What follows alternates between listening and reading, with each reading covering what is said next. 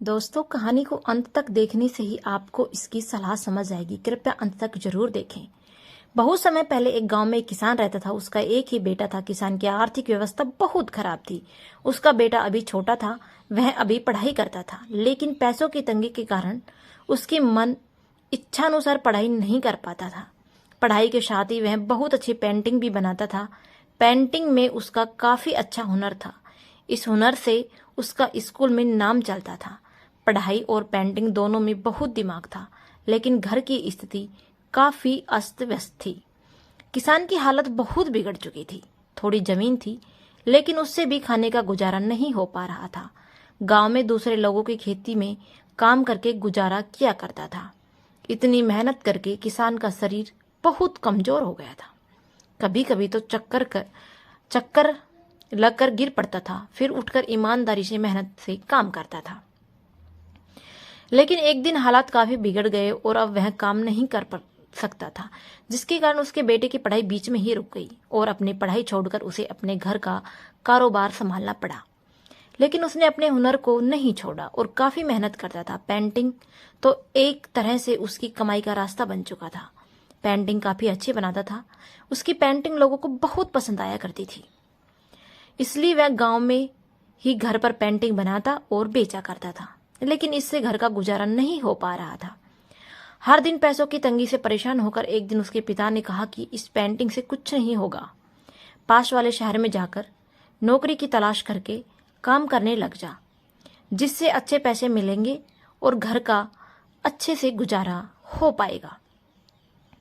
वह खुद भी अपनी हालात से परेशान था। वह शहर गया और अपने लायक अच्छी नौकरी करने लगा, लेकिन वहां से भी ज्यादा तनख्वाह नहीं मिल पाती थी। केवल घर का ही खर्चा मुश्किल से निकल पा रहा था। वह मन मारकर वही काम करता रहा, लेकिन उसने अपना हुनर कभी भी नहीं गंवाया। समय मिलने पर वह कुछ न कुछ बनाता ही रहता था। वह जहां काम करता था, उसके मालिक की सरकारी नौकरी थी। एक दिन मालिक का प्रमोशन हुआ तो खुश होकर उसने अपने दोस्तों, रिश्तेदारों तथा पड़ोसी वालों को पार्टी पर बुलाकर प्रमोशन की खुशी के अवसर पर उपहार के तौर पर हर कोई महंगे महंगे तोहफे खरीदकर गिफ्ट दे रहा था।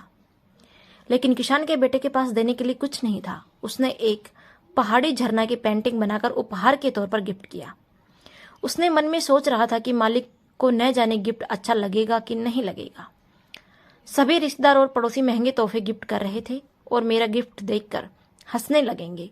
सभी गिफ्ट दे चुके थे और सबके बाद में उसी ने गिफ्ट दिया।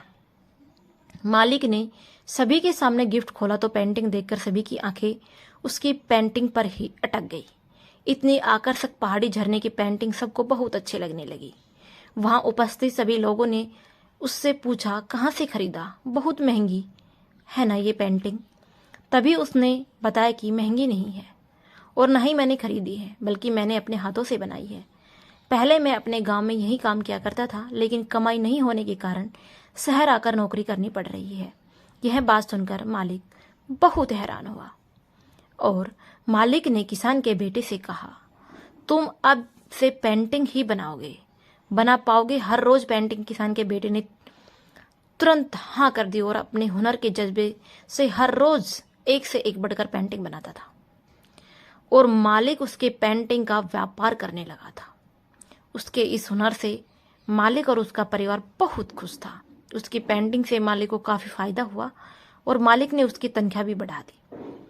अब इस तनख्वाह से उसका गुजारा भी हो जाता और कुछ पैसे बच भी जाते। उसका परिवार भी खुशी से जीने लगा था।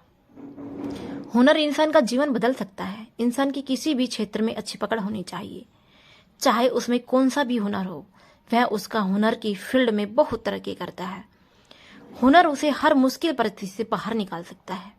हुनर एक ऐसी चीज होती है जिसके जरिए हम अपने जीवन के उस लक्ष्य को प्राप्त कर पाते हैं जिसके लिए शायद हमें यह मनुष्य जीवन मिला है।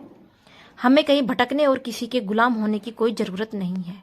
सिर्फ अपने अंदर झांकर देखने की जरूरत है कि हम आखिर क्या कर सकते हैं जो और कोई नहीं कर सकता।